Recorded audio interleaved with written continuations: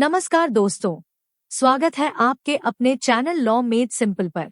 यहाँ हम कानून को समझते हैं आसान भाषा और व्यावहारिक दृष्टिकोण के साथ। आज हम बात करेंगे एक महत्वपूर्ण विषय पर, गिफ्ट डीड बनाम वसीयत। भारत में संपत्ति ट्रांसफर के लिए ये दो प्रमुख कानूनी विकल्प हैं। कई लोग भ्रमित रहते हैं कि कौन सा तरीका अपनाना चाहिए, इसलिए आज हम इन दोनों विकल्पों की कानूनी संरचना को समझेंगे। गिफ्ट डीड को परिभाषित किया गया है ट्रांसफर ऑफ प्रॉपर्टी एक्ट 1882 के सेक्शन 122 में। यह सेक्शन बताता है कि गिफ्ट बिना किसी प्रतिफल के स्वेच्छा से दिया जाना चाहिए। गिफ्ट डीड में रजिस्ट्री अनिवार्य होती है और स्टाम्प ड्यूटी भी लागू होती है। दूसरी ओर वसीयत को परिभाषित किया गया है इंडियन सक्सेशन एक्ट 1925 के सेक्शन 2H में। वसीयत एक ऐसा दस्तावेज है जो मृत्यु के बाद संपत्ति के वितरण को निर्देशित करता है। सेक्शन 63 इस एक्ट में वसीयत बनाने की विधि को स्पष्ट करता है। इसमें गवाहों की उपस्थिति और हस्ताक्षर की प्रक्रिया शामिल होती है। हम इन दोनों दस्तावेजों के फायदे, सीमाएं और कानूनी पहलुओं को विस्तार से समझेंगे। साथ ही हम उदाहरणों और केस लॉ के माध्यम से विषय को और स्पष्ट करेंगे। अगर आप संपत्ति ट्रांसफर की योजना बना रहे हैं तो यह जानकारी आपके लिए उपयोगी होगी। हमारा उद्देश्य है कि आप सही निर्णय ले सकें कानून की समझ के साथ। तो चलिए शुरू करते हैं इस कानूनी सफर को सरल भाषा में और स्पष्ट दृष्टिकोण के साथ। चैनल को लाइक करें, शेयर करें और सब्सक्राइब करना न भूलें। लॉ मेड सिंपल पर अब हम बढ़ते हैं अगले विषय की ओर। गिफ्ट डीड क्या है?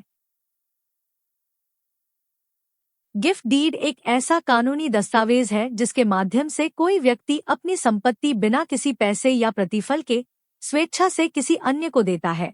यह ट्रांसफर स्थायी होता है और देने वाला व्यक्ति संपत्ति पर अपना अधिकार पूरी तरह छोड़ देता है। गिफ्ट डीड को परिभाषित किया गया है ट्रांसफर ऑफ प्रॉपर्टी एक्ट 1882 के सेक्शन 122 में।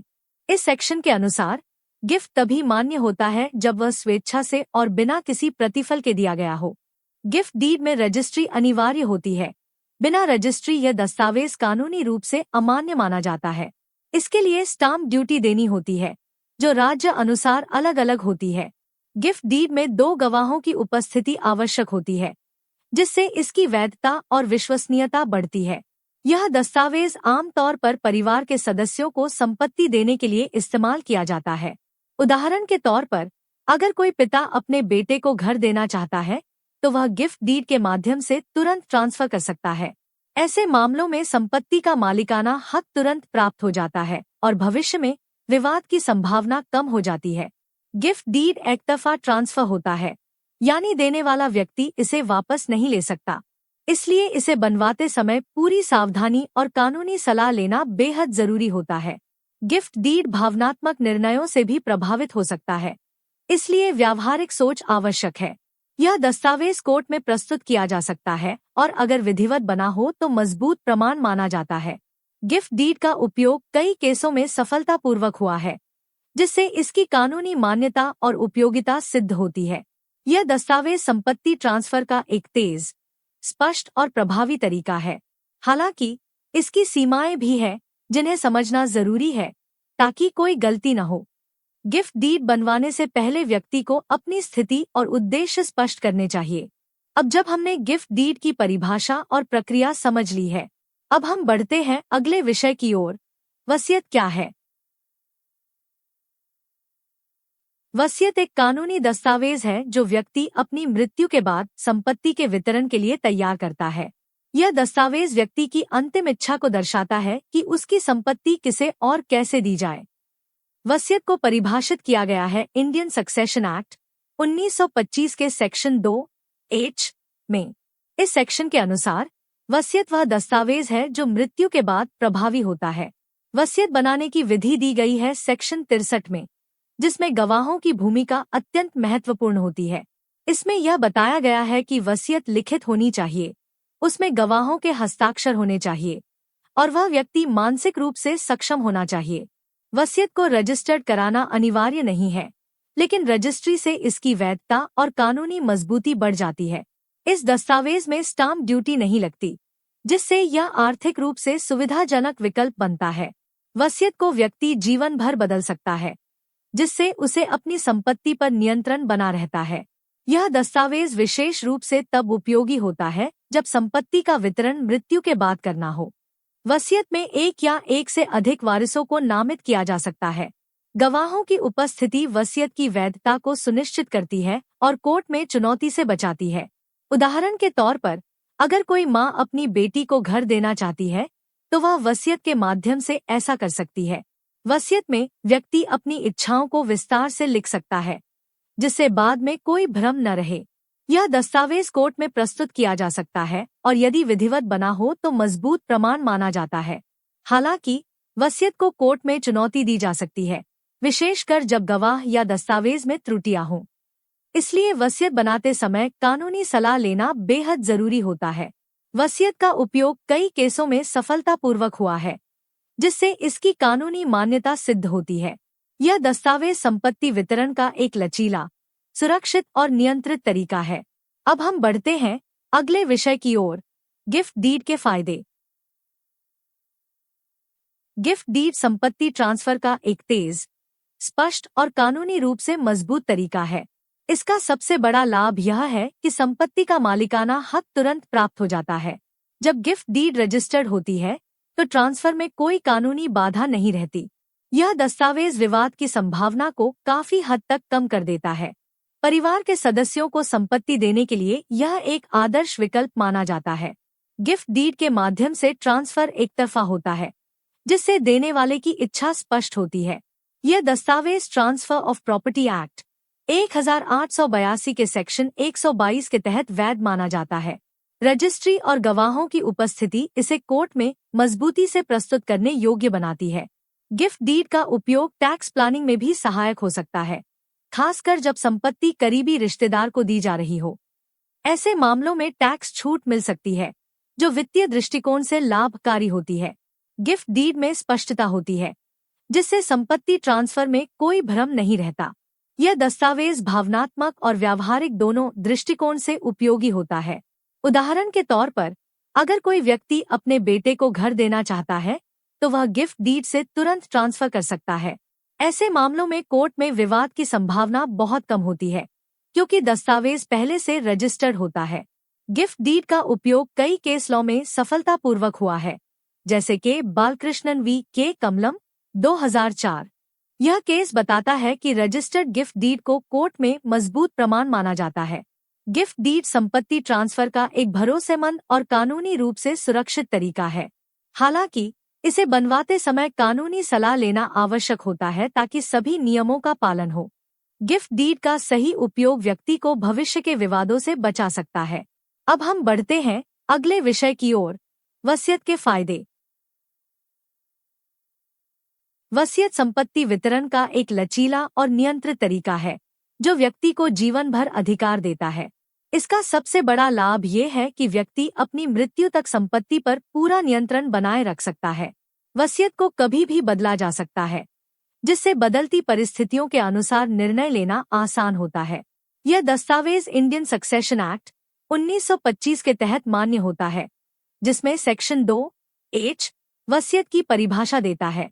सेक्शन 63 वसीयत बनाने की विधि को स्पष्ट करता है, जिसमें गवाहों की भूमिका अहम होती है। वसीयत में एक से अधिक वारिसों को शामिल किया जा सकता है, जिससे संपत्ति का संतुलित वितरण संभव होता है। इसमें स्टाम्प ड्यूटी नहीं लगती, जिससे यह आर्थिक रूप से सुविधाजनक विकल्प बनता है। वसीयत को रजिस्टर्ड कराना अनिवार्य नहीं है, लेकिन रजिस्ट्री से इसकी वैधता और मजबूती बढ़ जाती है। यह दस्तावेज कोर्ट में प्रस्तुत किया जा सकता है, और यदि विधिवत बना हो तो चुनौती देना कठिन होता है। उदाहरण के तौर पर, कोई व्यक्ति अपनी बेटी और बेटे दोनों को संपत्ति देना चाहता है, तो वह वसीयत में दोनों को नामित कर सकता है। वसीयत में व्यक्ति अपनी इच्छाओं को विस्तार से लिख सकता है, जिससे बाद में कोई भ्रम न रहे। यह दस्तावेज विशेष रूप से तब उपयोगी होता है जब संपत्ति का वितरण मृत्यु के बाद करना हो। गवाहों की उपस्थिति वसीयत की वैधता को सुनिश्चित करती है और कोर्ट में चुनौती से बचाती है। वसीयत का उपयोग कई केसों में सफलतापूर्वक हुआ है, जैसे रेनिकुंतला राजम वी के सर्वनम्मा 2014। इस केस में सुप्रीम कोर्ट ने स्पष्ट किया कि वसीयत की वैधता गवाहों, और दस्तावेज की स्पष्टता पर निर्भर करती है। वसीयत व्यक्ति को मानसिक और कानूनी रूप से संतोष देती है कि उसकी संपत्ति इच्छानुसार वितरित होगी। यह दस्तावेज भावनात्मक और व्यावहारिक दोनों दृष्टिकोण से उपयोगी होता है। हालांकि इसे बनवाते समय कानूनी सलाह लेना आवश्यक होता है ताकि सभी नियमों का पालन हो। वसीयत का सही उपयोग व्यक्ति को भविष्य के विवादों से बचा सकता है। अब हम बढ़ते हैं अगले विषय की ओर, गिफ्ट डीड की सीमाएं। गिफ्ट डीड संपत्ति ट्रांसफर का एक प्रभावी तरीका है, लेकिन इसकी कुछ सीमाएं भी हैं जिन्हें समझना जरूरी है। सबसे पहली सीमा है स्टाम्प ड्यूटी, जो राज्य अनुसार अलग अलग और कई बार महंगी होती है। दूसरी बात, एक बार गिफ्ट डीड बन जाने के बाद उसे वापस लेना आसान नहीं होता। यह एक तरफा ट्रांसफर होता है, जिसमें देने वाला व्यक्ति अपना अधिकार पूरी तरह छोड़ देता है। अगर गिफ्ट दबाव, धोखे या मानसिक अस्थिरता में दिया गया हो, तो उसे कोर्ट में चुनौती दी जा सकती है। गिफ्ट डीड को रजिस्टर्ड कराना अनिवार्य है। बिना रजिस्ट्री यह दस्तावेज कानूनी रूप से अमान्य माना जाता है। इसमें 2 गवाहों की उपस्थिति आवश्यक होती है, जिससे इसकी वैधता सुनिश्चित होती है।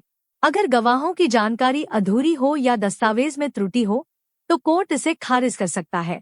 ट्रांसफर ऑफ प्रॉपर्टी एक्ट 1882 के सेक्शन 122 में यह स्पष्ट किया गया है कि गिफ्ट बिना प्रतिफल के और स्वेच्छा से होना चाहिए। गिफ्ट डीड में देने वाले का नियंत्रण समाप्त हो जाता है। वह संपत्ति पर कोई अधिकार नहीं रखता। इसलिए इसे बनवाते समय पूरी सावधानी और कानूनी सलाह लेना बेहद जरूरी होता है। गिफ्ट डीड भावनात्मक निर्णयों से प्रभावित हो सकता है, जिससे बाद में पछतावा हो सकता है। यह दस्तावेज तभी बनवाना चाहिए जब देने वाला पूरी तरह निश्चित हो। कई बार गिफ्ट डीड के कारण परिवार में असहमति भी उत्पन्न हो सकती है, खासकर जब अन्य वारिसों को जानकारी न हो। गिफ्ट डीड में संपत्ति का विवरण, गवाहों की पहचान और रजिस्ट्री की प्रक्रिया स्पष्ट होनी चाहिए। अगर दस्तावेज अधूरा हो या नियमों का पालन न किया गया हो, तो कोर्ट में इसे चुनौती दी जा सकती है। इसलिए गिफ्ट डीड बनवाने से पहले व्यक्ति को अपनी स्थिति और उद्देश्य स्पष्ट करने चाहिए। कानूनी सलाह लेकर ही गिफ्ट डीड तैयार करें, ताकि भविष्य में कोई विवाद न हो। यह दस्तावेज उपयोगी है, लेकिन इसकी सीमाओं को नजरअंदाज नहीं किया जा सकता। अब हम बढ़ते हैं अगले विषय की ओर, वसीयत की सीमाएं।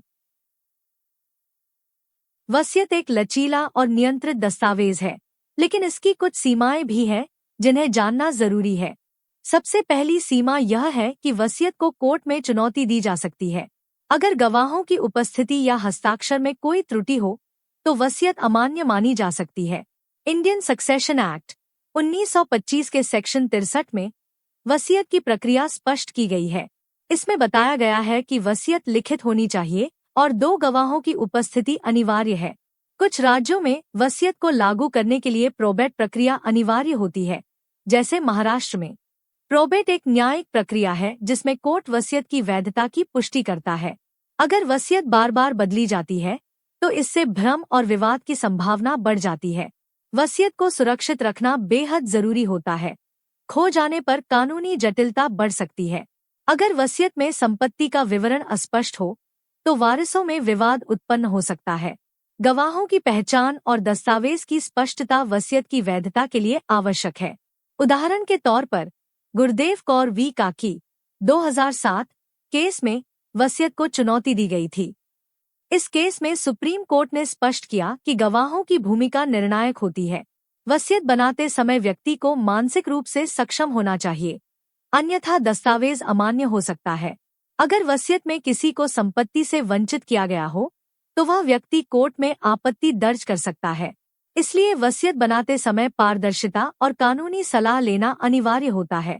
वसीयत का उपयोग तभी करें जब आप स्पष्ट रूप से अपनी इच्छाओं को दस्तावेज में दर्ज कर सकें।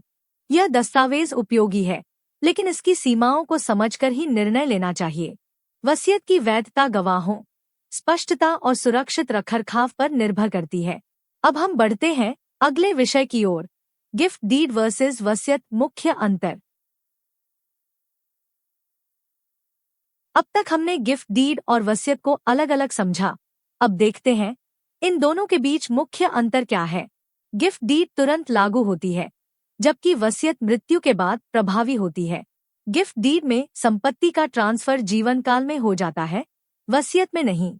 गिफ्ट डीड को परिभाषित किया गया है ट्रांसफर ऑफ प्रॉपर्टी एक्ट 1882 के सेक्शन 122 में। वसीयत को परिभाषित किया गया है इंडियन सक्सेशन एक्ट 1925 के सेक्शन 2H में। गिफ्ट डीड में रजिस्ट्री अनिवार्य होती है, जबकि वसीयत में रजिस्ट्री वैकल्पिक है। गिफ्ट डीड पर स्टाम्प ड्यूटी लगती है, वसीयत पर नहीं। गिफ्ट डीड एक तरफा और स्थायी ट्रांसफर होता है, वसीयत में बदलाव संभव होता है।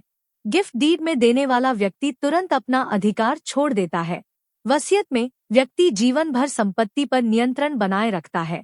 गिफ्ट डीड में विवाद की संभावना कम होती है, क्योंकि दस्तावेज पहले से रजिस्टर्ड होता है। वसीयत को कोर्ट में चुनौती दी जा सकती है, विशेषकर जब गवाहों में त्रुटि हो। गिफ्ट डीड भावनात्मक निर्णयों पर आधारित हो सकती है, वसीयत में सोच समझकर योजना बनती है। गिफ्ट डीड में एक वारिस को तुरंत संपत्ति दी जा सकती है, वसीयत में कई वारिसों को संपत्ति बांटी जा सकती है। गिफ्ट डीड में ट्रांसफर के बाद देने वाला कोई अधिकार नहीं रखता, वसीयत में व्यक्ति अंतिम समय तक संपत्ति पर अधिकार बनाए रखता है।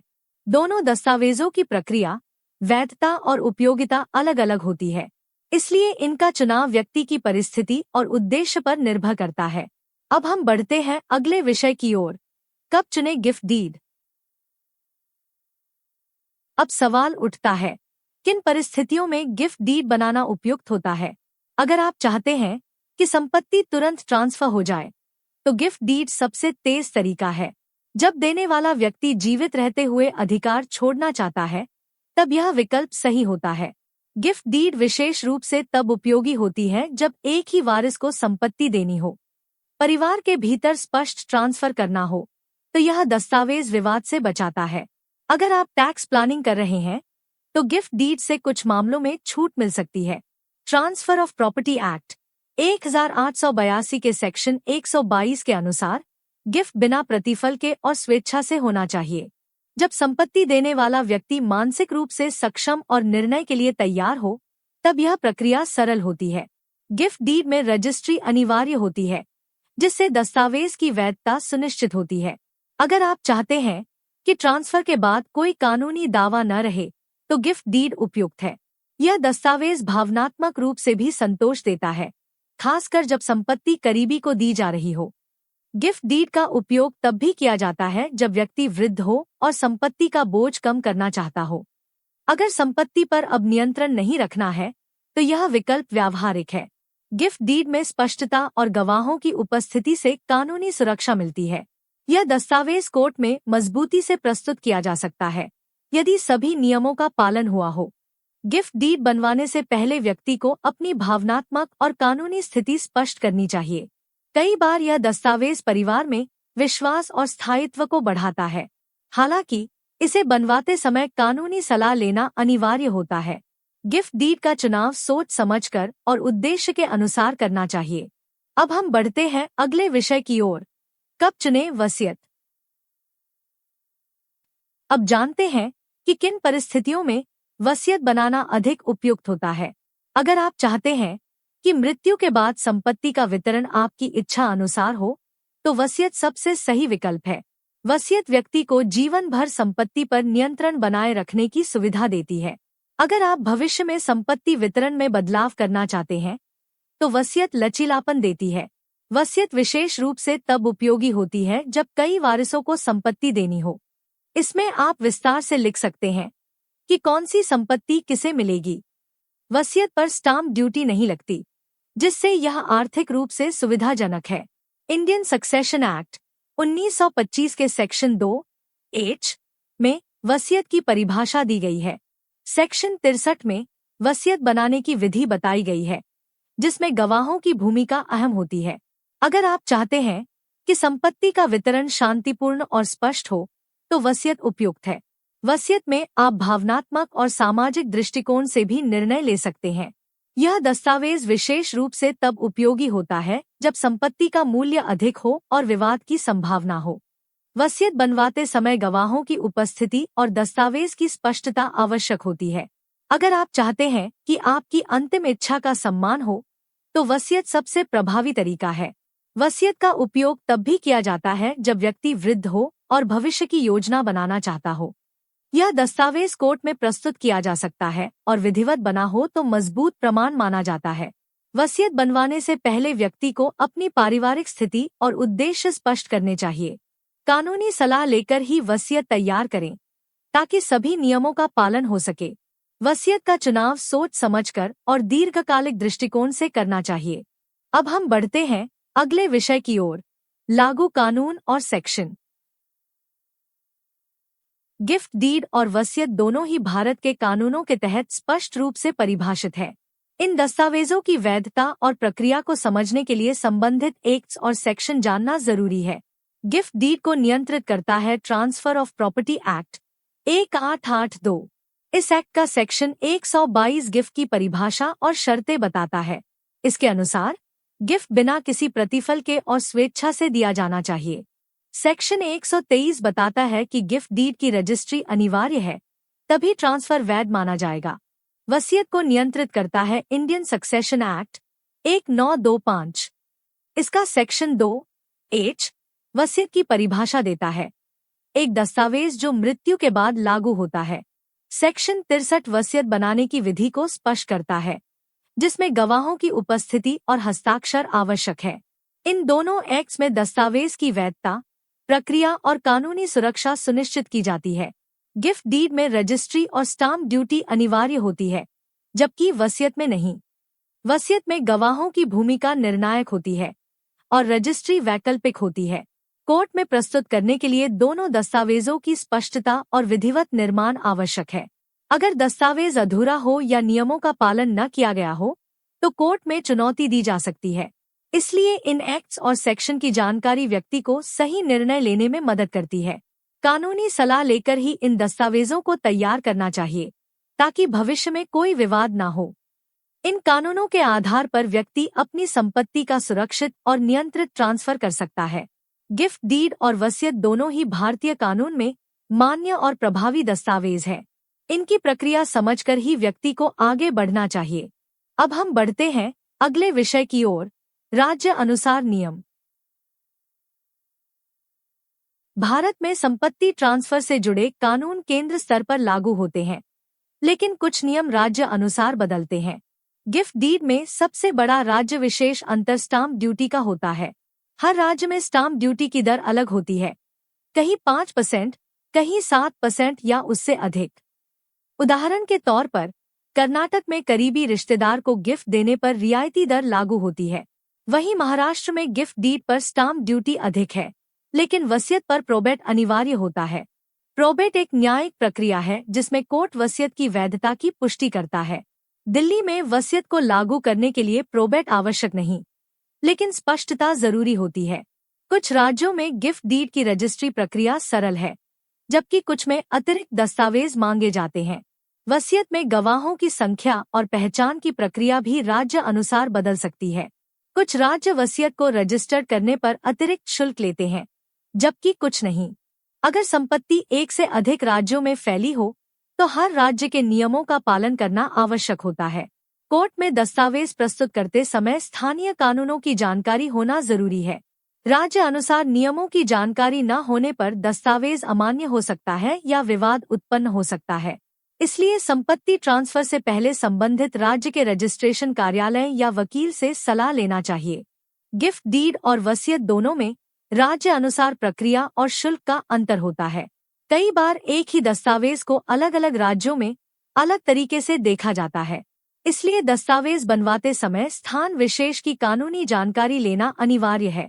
आपके शहर या राज्य में क्या नियम लागू है, यह जानना निर्णय लेने में मदद करता है। संपत्ति ट्रांसफर को सफल और विवाद मुक्त बनाने के लिए राज्य नियमों का पालन जरूरी है। अब हम बढ़ते हैं अगले विषय की ओर, विशेषज्ञों की राय। संपत्ति ट्रांसफर जैसे महत्वपूर्ण निर्णय में विशेषज्ञों की राय लेना बेहद जरूरी होता है। वकीलों का मानना है कि दस्तावेज का चुनाव व्यक्ति की परिस्थिति पर निर्भर होना चाहिए। अगर संपत्ति तुरंत ट्रांसफर करनी हो, तो गिफ्ट डीड बेहतर विकल्प माना जाता है। वहीं अगर व्यक्ति भविष्य में बदलाव की योजना रखता है, तो वसीयत उपयुक्त होती है। गिफ्ट डीड में रजिस्ट्री अनिवार्य होती है, जिससे दस्तावेज की वैधता सुनिश्चित होती है। वसीयत में गवाहों की उपस्थिति और स्पष्टता कानूनी सुरक्षा प्रदान करती है। विशेषज्ञ सलाह देते हैं कि भावनात्मक निर्णयों से बचकर व्यावहारिक सोच अपनानी चाहिए। अगर परिवार में कई वारिस हो तो वसीयत से संतुलित वितरण संभव होता है। टैक्स सलाहकारों के अनुसार गिफ्ट डीड कुछ मामलों में टैक्स छूट दिला सकती है। हालांकि छूट की शर्तें राज्य और रिश्ते के आधार पर बदलती हैं। कई वरिष्ठ नागरिकों को सलाह दी जाती है कि वे वसीयत बनवाकर नियंत्रण बनाए रखें, जबकि युवा संपत्ति ट्रांसफर के लिए गिफ्ट डीड को प्राथमिकता देते हैं।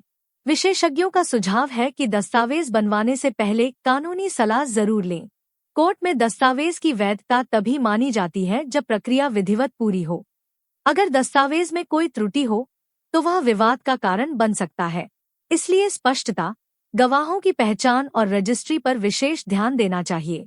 कई बार केस लॉ से भी व्यावहारिक निर्णय लेने में मदद मिलती है, जैसे कि सुप्रीम कोर्ट के निर्णयों से दस्तावेज की वैधता की दिशा तय होती है। अंततः विशेषज्ञों की राय व्यक्ति को सही और सुरक्षित निर्णय लेने में मदद करती है। अब हम बढ़ते हैं अगले विषय की ओर। निष्कर्ष, समरी। अब तक हमने गिफ्ट डीड और वसीयत के सभी पहलुओं को विस्तार से समझा। दोनों दस्तावेज संपत्ति ट्रांसफर के लिए कानूनी रूप से मान्य और प्रभावी हैं। गिफ्ट डीड तुरंत लागू होती है, स्थायी होती है और रजिस्ट्री अनिवार्य होती है। वसीयत मृत्यु के बाद लागू होती है, लचीली होती है और रजिस्ट्री वैकल्पिक होती है। गिफ्ट डीड में स्टाम्प ड्यूटी लगती है, जबकि वसीयत में नहीं। गिफ्ट डीड में देने वाला व्यक्ति तुरंत अधिकार छोड़ देता है। वसीयत में व्यक्ति जीवन भर संपत्ति पर नियंत्रण बनाए रखता है। गिफ्ट डीड विवाद से बचाती है, लेकिन वापस नहीं ली जा सकती। वसीयत में बदलाव संभव है, लेकिन कोर्ट में चुनौती दी जा सकती है। गिफ्ट डीड एक वारिस को देने में सरल है, वसीयत कई वारिसों के लिए उपयुक्त है। दोनों दस्तावेजों की प्रक्रिया अलग है, लेकिन उद्देश्य एक ही, संपत्ति का सुरक्षित ट्रांसफर। निर्णय लेते समय व्यक्ति को अपनी पारिवारिक स्थिति, भावनात्मक पक्ष और कानूनी सलाह को ध्यान में रखना चाहिए। अगर आप चाहते हैं कि ट्रांसफर तुरंत हो, तो गिफ्ट डीड उपयुक्त है। अगर आप चाहते हैं कि नियंत्रण बना रहे और वितरण मृत्यु के बाद हो, तो वसीयत बेहतर है। कानूनी सलाह लेकर ही दस्तावेज तैयार करें, ताकि भविष्य में कोई विवाद ना हो। इन दोनों विकल्पों की समझ व्यक्ति को सही निर्णय लेने में मदद करती है। संपत्ति ट्रांसफर एक गंभीर विषय है। भावनाओं और कानून दोनों का संतुलन जरूरी है। आपकी परिस्थिति के अनुसार सही दस्तावेज चुनना ही समझदारी है। अब हम अंतिम स्लाइड की ओर बढ़ते हैं, आउट्रो, जहां हम आपको देंगे अंतिम संदेश और चैनल से जुड़े सुझाव। आप देख रहे थे लॉ मेड सिंपल, जहां कानून को समझना होता है आसान और स्पष्ट। आज हमने जाना कि गिफ्ट डीड और वसीयत क्या है, कैसे काम करते हैं और कब चुनना चाहिए। हमने देखा कि दोनों दस्तावेजों की प्रक्रिया, फायदे और सीमाएं क्या है। गिफ्ट डीड तुरंत लागू होती है, जबकि वसीयत मृत्यु के बाद प्रभावी होती है। दोनों के पीछे अलग अलग कानून हैं। ट्रांसफर ऑफ प्रॉपर्टी एक्ट 1882 और इंडियन सक्सेशन एक्ट 1925। हमने राज्य अनुसार नियमों, विशेषज्ञों की राय और केस लॉ का भी उल्लेख किया। उम्मीद है कि अब आप अपनी परिस्थिति के अनुसार सही दस्तावेज चुन पाएंगे। अगर जानकारी उपयोगी लगी हो तो इसे अपने परिवार और दोस्तों के साथ जरूर साझा करें। आपके एक शेयर से किसी का कानूनी भ्रम दूर हो सकता है। अगर आप ऐसे ही सरल और व्यावहारिक कानूनी विषयों में रुचि रखते हैं तो चैनल को सब्सक्राइब करें और बेल आइकन दबाएं, ताकि अगली वीडियो की सूचना तुरंत मिले। आपका साथ हमें प्रेरणा देता है और हमारा उद्देश्य है आपकी कानूनी समझ को मजबूत बनाना। अगर आपके मन में कोई सवाल हो या विषय सुझाव देना चाहें तो कमेंट जरूर करें। हम हर सुझाव को गंभीरता से लेते हैं और आपके लिए नई वीडियो तैयार करते हैं। आपका समय और विश्वास हमारे लिए अनमोल है। धन्यवाद। हम फिर मिलेंगे एक नए विषय के साथ, एक नई समझ के साथ। तब तक के लिए सुरक्षित रहें, जागरूक रहें और कानून को सरल बनाएं। यह था लॉ मेड सिंपल, जहां हर नागरिक को मिलती है स्पष्ट कानूनी जानकारी। वीडियो को लाइक करें, शेयर करें और सब्सक्राइब करना न भूलें। अलविदा दोस्तों, फिर मिलते हैं एक नए एपिसोड में।